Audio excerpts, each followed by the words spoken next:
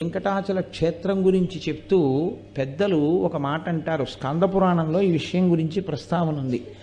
వెంకటేశ్వరునికి సంబంధించి 8 రకములుగా సేవించిన వారు ఎవ్వరైనా సరే విష్ణువునందు సాయుధ్యమును పొందుతారు, అంటే మోక్షమును పొందుతారు. అది వెంకటేశ్వర స్వామి వారిని ప్రత్యక్షముగా పూజించగలగడం, అంటే ఆయనని ఒక మూర్తిలోకి ఆవాహన చేసి అది ఫోటో అన్న భావనతో, అది ఒక మూర్తి అన్న భావనతో కాకుండా ఈయనే శ్రీ వెంకటేశ్వరుడు అన్న భావనతో సేవించగలుగుట. రెండవది ఆయనను స్మరించుచుండుట, వెంకటేశ్వరుని గురించినటువంటి స్మరణ. అందుకే స్మరణాత్ ఇష్టవర్షిణం. ఆ క్షేత్రం గురించి కానీ ఆయన గురించి కానీ స్మరణ చేసినంత మాత్రం చేత కోరికలు ఈడేరుతాయి. కాబట్టి స్మరించుట. 3, ఏ పని చేస్తున్నా ఇది వెంకటేశ్వర స్వామి వారి కార్యం అనుకుని చేస్తూ ఉండడం. అలా అనుకుని చేసేటప్పుడు ధర్మ వ్యతిరేకమైన కార్యం చెయ్యడానికి అసలు మీ మనసు మిమ్మల్ని అనుమతించదుగా. కాబట్టి ఏ కార్యం చేస్తున్నా ఇది వెంకటేశ్వర స్వామి వారి కార్యాన్ని నేను చేస్తున్నానన్న భావనతో చెయ్యడం.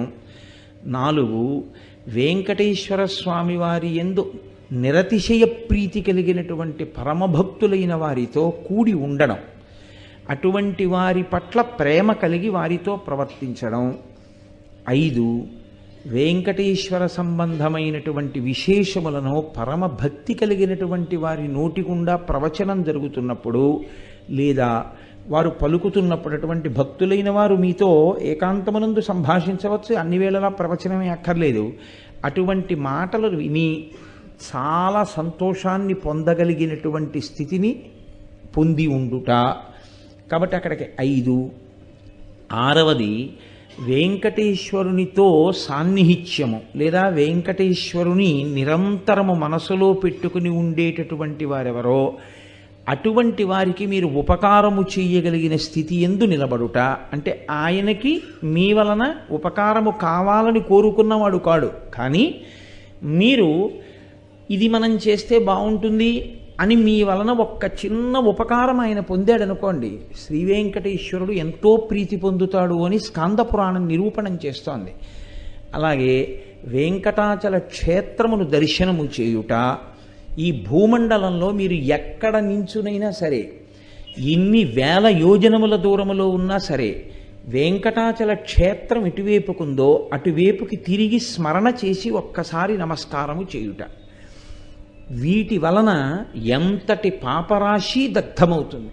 అంత తేలికగా దగ్ధం చెయ్యొచ్చా అంటే, ఈశ్వరుడు దాని గురించి ప్రస్తావన చేస్తూ స్కందంలో ఒక విషయాన్ని చాలా గొప్పగా విపులీకరిస్తారు. కృతయుగంలో కొన్ని సంవత్సరముల పాటు చేసినటువంటి పుణ్యం త్రేతాయుగంలో అంతకన్నా తక్కువ వ్యవధిలో 1 మాసంలో చేస్తే ఇస్తారు. 1 మాసంలో చేసినటువంటి పుణ్యం 1 రోజులో చేస్తే ఇస్తారు ద్వాపర యుగంలో. 1 రోజులో ద్వాపర యుగంలో చేసిన పుణ్యం 1 క్షణం పాటు వెంకటాచల క్షేత్రము వంటి క్షేత్రమును స్మరణ చేస్తే ఇస్తారు కలియుగంలో. ఎందుచేత అంటే ఆ క్షేత్రము యొక్క వైభవం అటువంటిది.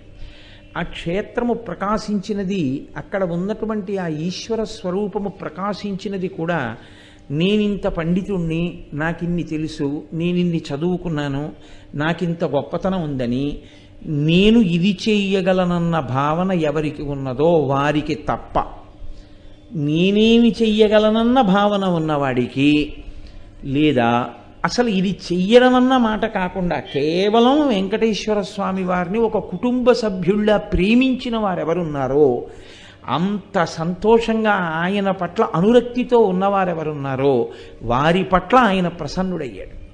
అసలు నిజానికి వెంకటేశ్వర స్వామి వారు ఈ భూమండలం మీద అవతరించినప్పటి నుంచి వాల్మీకము నుండి ఆయన వ్యక్తమై వెంకటాచల పర్వతము మీద తిరిగినప్పుడు ఆదివరాహమూర్తిగా అదే విష్ణు తేజస్సు వెంకటాచల పర్వతం మీద ఉన్నప్పుడు మొట్టమొదట దర్శనమైంది ఎవరికో తెలుసా అండి? ఆయన ఎవరి చేత్తో తీసుకొచ్చి పెట్టిన పదార్థములను రోజు తినేవారో తెలుసా? శ్రీదేవి భూదేవి సహితుడై చతుర్భుజుడైనటువంటి వెంకటేశ్వరుడిగా ఆయన తిన్నది ఒక బోయవాని చేతితో తిన్నారు. మీరు కావాలంటే స్కంద పురాణం పరిశీలనం చేయండి. వసువు అనబడేటటువంటి ఒక బోయవాడు ఒకానొకప్పుడు చామదుంపల పొలాన్ని సాగు చేస్తూ ఉండేవాడు. ఆయన చామదుంపలు వేసి ఆయన కుటీరం ఓ చెట్టు కింద ఉండేది, అంతే, ఓ చిన్న పందిరిలో ఉండేవాడు ఆయన. ఆయనకి భార్య, కుమారులు. ఆయన రోజు కాసి ఆ చెట్టుకే, మీరు ఇప్పుడంటే ఈ అలవాటు తప్పిపోయింది, పూర్వం కొయ్యతో చేసినటువంటి వెంకటేశ్వర స్వామి మూర్తులు చాలా ఎక్కువగా ఉండేవి. ఈ సంతలనగా లేకపోతే ఆ ఉత్సవాలు జరిగేటటువంటి దేవాలయ ప్రదేశాలలో ఎక్కడైనా దారుతో నిర్మాణము చేయబడిన వెంకటేశ్వర మూర్తులు ఉండేవి. ఆయన కూడా అలాగే ఒక చెట్టులో ఆ చెట్టు యొక్క కాండము మొదలు ఏది ఉంటుందో అక్కడే పరమేశ్వరుడు ఉన్నాడని ఊహ చేసేవాడు. మనం నైవేద్యం పెట్టడానికి ఆ బోయవాడు పెట్టడానికి తేడా ఏమిటో తెలుసా అండి? మనం నైవేద్యం పెట్టే ముందు ఇది మనమే తింటామని మన భావన. అందుకే పత్రం పుష్పం ఫలం తోయం యోమీ భక్త్యా ప్రయచ్చతి అంటాడు. భక్తితో నాకెవరిస్తున్నారో నేను దాన్ని స్వీకరిస్తాను అంటాడు. ఆ భక్తితో ఇచ్చేవాడు లేనప్పుడు పుచ్చుకోవడానికి ఆయనది కానిది ఆయనది మనం ఏమి ఇవ్వగలం నాకు చెప్పండి? మనం ఇవ్వడానికి ఆయనది కానిది ఒకటి మన దగ్గర ఏదైనా ఉంటే ఆయన దానికి ఆశపడేవాడై ఉండాలి. ఇది నీకు లేదు కదయా అందుకని నేను మీకు ఇస్తాననొచ్చు. అసలు ఆయనకి లేనిది మీకున్నది ఏమైనా ఉంటుందా? ఏమీ ఉండదు. ఈ సమస్తం ఆయనది. సమస్తము ఆయనదైతే నివేదన అన్న పేరుతో మనం చేసేది ఏమిటి అంటే కృతజ్ఞతావిష్కారము. ఈశ్వర, ఇది మీరు నాకిచ్చారు అన్న భావన ప్రేమతో ఆవిష్కరించుటకే నివేదన అని పేరు. ఆ ప్రేమతో మీరు ఈశ్వర ఇది మీరిచ్చిందే, మీరు కొంచెం తినండి అని సంతోషంగా అక్కడ పెట్టారనుకోండి, మీ ప్రీతికి ఆయన కన్నులు విప్పి చూస్తాడు. ఆయన కన్నులు విప్పి చూచినది ఏదున్నదో అదే మీరు చేసినటువంటి నైవేద్యమును స్వీకరించుట తప్ప నిజంగా అసలు ఈశ్వరుడు పదార్థాన్ని తీసుకోవడం అనేది ఉండదు. ఎందుకంటే ఆయనకు అవసరమే లేదు. ఆయనకు అటువంటి ఆకలి దప్పిక అవి ఉన్నవాడేం కాడాయన. ఆయనే తినడం అంటూ వస్తే ఎంత తినాలి? అందుకని కన్ను విప్పి చూస్తాడంతే ప్రీతితో. అటువంటి పరమేశ్వర స్వరూపాన్ని అంత భక్తితో సేవించాడు ఆ బోయవాడు. అంత భక్తితో అన్నమాటకు అర్థం ఎంత పదార్థం తెచ్చాడని మీరు అడక్కండి. ఆయనకి పక్కనే కొంత పొలం ఉండేది. ఆ పొలంలో చామదుంపలు వేస్తుండేవాడు ఆయన. ఆయన రోజు ఏం చేస్తాడంటే ఏ రోజుకు ఆ రోజే ఉదయం వెళ్ళి ఆ చామదుంపల పొలంలోంచి 4 మొక్కలు పీకుతాడు. దాని వేర్లకి పట్టుకున్నటువంటి పచ్చి దుంప ఎంత ఉందో ఆ దుంపలు తీస్తాడు. వాటిని కసి నీళ్లలో ఉడకబెడతాడు. ఆ ఉడకబెడితే అవి మెత్తగా అవుతాయి. మెత్తగా అయినటువంటి ఆ చామదుంపల మీద ఉన్నటువంటి ఆ పొర తీసేస్తాడు. లోపల నుంచి తెల్లగా ఉన్న చామదుంపలు ఇలా ముట్టుకుంటే ముద్దయిపోయేటట్టుగా ఉంటాయి. ఇప్పుడు ఒక దోణిలో తేనె పట్టుకొచ్చి ఆ తేనెలో ఈ చామదుంపలు వేస్తాడు. వేసి ఇవి పట్టుకుని తింత్రిణీ వృక్షం కింద ఆ చింత చెట్టు కింద పుట్టలోంచి బయటికి వచ్చి ఈయన కోసమే కూర్చునేవాడు వెంకటేశ్వర స్వామి. ఎలాగో తెలుసా అండి? శ్రీదేవి భూదేవి సహితుడై కూర్చుని ఉండేవాడు. ఈ బోయవాడు ఇది పట్టుకుని వెళ్ళేవాడు. వెళ్ళి స్వామి తినండి అనేవాడు. వచ్చావా ఇలాగి అని ఆ దుంపలు తేనెలో ఉన్నవి తీసుకుని ఆయన తింటూ ఉండేవాడు రోజు. వెంకటేశ్వరావతార ఆవిర్భావ సమయమునందు జరిగినటువంటి వృత్తాంతం అది. అది ఒకప్పుడు ఎంత చమత్కారానికి వెళ్ళిపోయిందో తెలుసా అండి? తన కొడుకుకి కాపలా ఉంచి చెట్టు కింద చామదుంపలు ఉడికించి అక్కడ గిన్నెలో పెట్టి తేనెలో వేసి వెంకటేశ్వర స్వామి వారికి పట్టుకెళ్ళి ఇస్తాడు. ఆయన పట్టుకెళ్ళి ఇస్తే వండుకున్నవన్నీ పట్టుకెళ్ళి అక్కడ పెడతాడు. మనం మహానైవేద్యం అంటే చెంచాడన్నం ఓ ఇంత పప్పు పెడతాం, మిగిలింది మనం తినాలని మనకు తెలుసు. అందులో మహానైవేద్యం ఇప్పుడు వండిందంతా పెట్టిన పాపానే పోం మనం అసలు. ఆయన అలా కాదు. ఆయన ఆ చామదుంపలన్నీ ఉడికించి తేనెలో వేసి పట్టుకుని వెళ్ళిపోతాడు వెంకటేశ్వర స్వామి వారి దగ్గరికి. ఆయన ఏం చేస్తాడంటే అలా చూసి ఓ 4 దుంపలు పెట్టు, నీకెన్ని కావాలి లక్ష్మి అంటాడు. నాకు 3 ఇవ్వండి. భూదేవి నీకెన్ని కావాలి? నాకు 2 చాలు. వాళ్ళకి ఇచ్చేసి మిగిలిన నువ్వు తినవా అంటాడు. ఆయన తింటుంటాడు, ఈయన తింటుంటాడు అక్కడే కూర్చొని. ఒక బోయవాడు అనుభవించాడు వెంకటేశ్వరావతారము యొక్క అనుగ్రహాన్ని. ఆయన పేరు వసు. ఆయననే ఆదివరాహమూర్తి కూడా అనుగ్రహించాడు. స్కాందం ఏం చెప్తోందో తెలుసా అండి? ఆయన చామదుంపల పొలంలోకి ఒకానొకప్పుడు ఆదివరాహస్వామి వారు అప్పటికసలు ప్రకటనం కాలేదు. ఆయన ప్రకటనం కానటువంటి ఆదివరాహస్వామి కూడా పుట్టలోనే ఉండేవారు. పుట్టలో ఉన్న ఆదివరాహస్వామి తెల్లటి పంది రూపంలో ప్రతిరోజు ఈ వసువు వేసినటువంటి ఆ చామదుంపల పొలంలోకి వచ్చి ఆ చామదుంపల్ని తన ముట్టితో పెళ్ళగించి తింటూ ఉండేవారు. నేనేమో వెంకటేశ్వర స్వామి వారికి పెట్టి తిందామని చామదుంపల పొలం వేస్తే ప్రతిరోజు అడవి పంది ఏదో వచ్చి కొళ్ళగించేసి ఈ చామదుంపలన్నీ తిని వెళ్ళిపోతోంది. దీని అడుగుజాడలు బట్టి చూస్తే ఇది చీకటి పడ్డాకొచ్చి తింటోంది, పగటి పూట కనపట్టలేదు, అందుకే కాపలా ఉంటే. ఇది అడుగుజాడల్ని బట్టి ఇలా వస్తోంది అని అతను అది వచ్చే ప్రాంతాన్ని గమనించి ధనస్సు బాణములు పట్టు కూర్చున్నాడు. అది వస్తే బాణం వేసి చంపేస్తాను. చీకటి పడింది. ఆ రోజు పౌర్ణమి, మంచి వెన్నెల కాస్తోంది. ఆదివరాహమూర్తి సామాన్యమా? ద్రోమరంధ్ర పరిపూర్ణ విధావదక్షౌ అంటారు లీలాశకుడు. ఆయన యొక్క రోమకోపములలోకి సముద్రములన్నీ వెళ్ళిపోయి అటువంటి స్వరూపం ఉన్నటువంటి మహానుభావుడు తెల్లటి పంది రూపంలో ఆ చామదుంపలు తినడం కోసమని చెప్పేసి ఆ చామదుంపల పొలంలోకి వచ్చాడు. వచ్చి ముట్టితో పెళ్ళగిస్తున్నాడు. పెళ్ళగిస్తుంటే ఈయన బాణాన్ని గురి చూసి ఎక్కుపెట్టాడు. సర్వజ్ఞుడైన పరమాత్మకి తెలియదు. ఈయన అమాయకత్వం గమనించాడు, నేను అడవి పందిని అనుకుంటున్నాడని. ఆయన ముందు పరిగెత్తాడు, ఈయన వెనక పరిగెత్తాడు. ఈశ్వరుడికి అదొక లీల. భక్తుల్ని చూస్తే పరిగెత్తాడు. కొడుకుని పిలిచాడు, ఒరేయ్ పంది దొరకట్లేదు, నాతో రారా అన్నాడు. దూరంగా వెళ్ళిపోతూ పెద్ద కేకేశాడు. కొడుకు తండ్రి కోసమని కొడుకు పరిగెడుతున్నాడు. తండ్రి గబగబగబా వెళ్ళాడు. చంద్రాస్తమయం అయిపోయింది, అంటే తెల్లవారిపోయింది. ఈ పంది ఇప్పుడు ఎక్కడ మనమైతే స్వామి పుష్కరిణి తీరంలో ఆదివరాహస్వామి దేవాలయ దర్శనం చేస్తున్నామో అక్కడ పుట్టలోకి వెళ్ళిపోయింది ఆ పంది. వెళ్ళిపోగానే అతనికి ఎక్కడ లేని కోపం వచ్చింది. చామదుంపల పొలం అంతా కొళ్ళగించింది కాకుండా ఇది పుట్టలో దూరింది అని అతను ఆ వాల్మీకాన్ని ఛేదించి ఆ పుట్ట తవ్వాడు. పుట్ట తవ్వేటప్పటికి లోపల స్వామివారి యొక్క శరీరము లీలామాత్రంగా కనపడింది. అంతే. ఆ తేజస్సు చూడలేక అతను మూర్ఛపోయాడు. కొడుకు పరిగెత్తుకుంటూ వచ్చి తండ్రిని చేరాడు. చేరి అరే ఇదేమిటి ఇలా పడిపోయాడు నాన్న అని చెప్పి కలుపుతున్నాడు.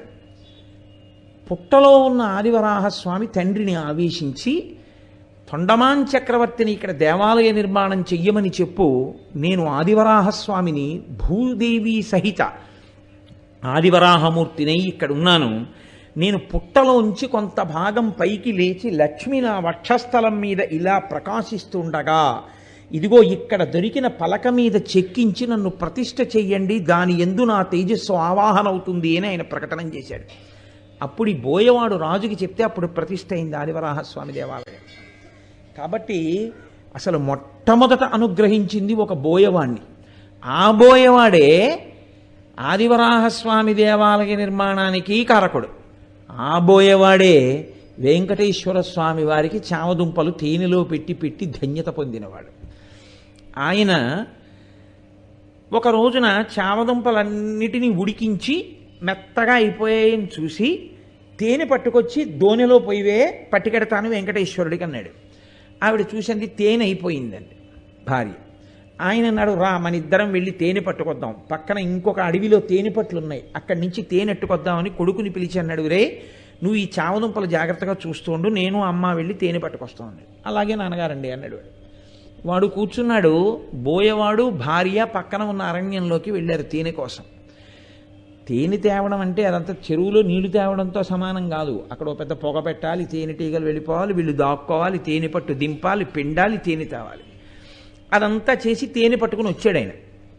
ఆయన వెంకటేశ్వరుడితో కలిసి తింటాడు. అందుకని ఆ తేనె పట్టుకుని వచ్చే లోపల ఈ పిల్లవాడికి ఆకలేసింది. వీడికేమిటి అలవాటు, నాన్నగారు రోజు అక్కడ పెట్టి తిని వస్తారు, అప్పుడే మనకి పెడతారు.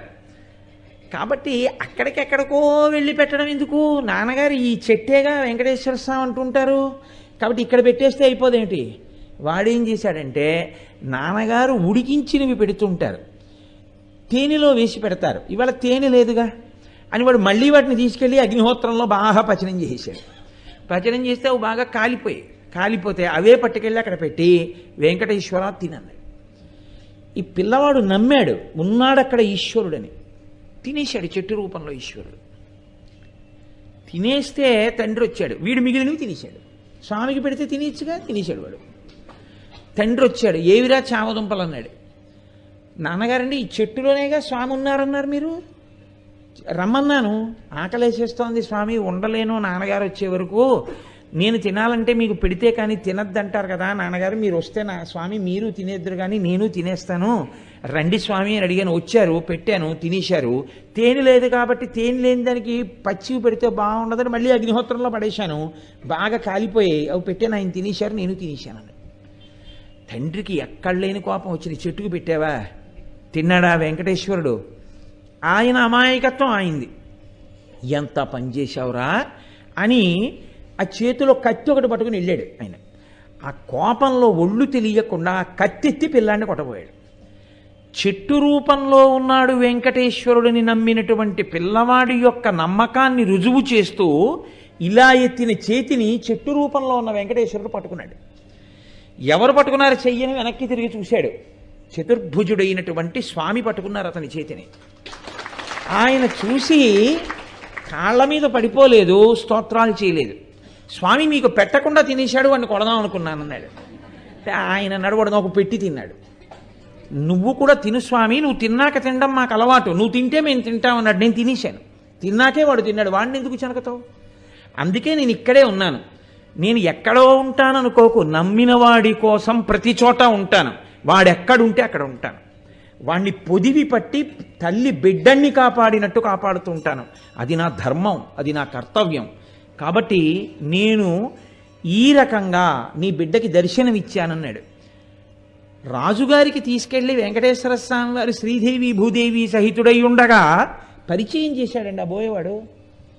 స్వామి ఈయనకి తెలియదండి పాపం, మిమ్మల్ని వెతుక్కుంటున్నారు, నేనే చెప్పాను ఇక్కడికి రమ్మని అని పరిచయం చేసి చామదుంపలు ఉడికినవి స్వామికి పెట్టా ప్రసాదం రాజుగారికి పెట్టించాడు అతను. మీరు వెంకటేశ్వర స్వామి వారి యొక్క వృత్తాంతాన్ని చాలా జాగ్రత్తగా పరిశీలిస్తే ఆయన బాగా అనుగ్రహించింది ఎవరినో తెలుసా అండి?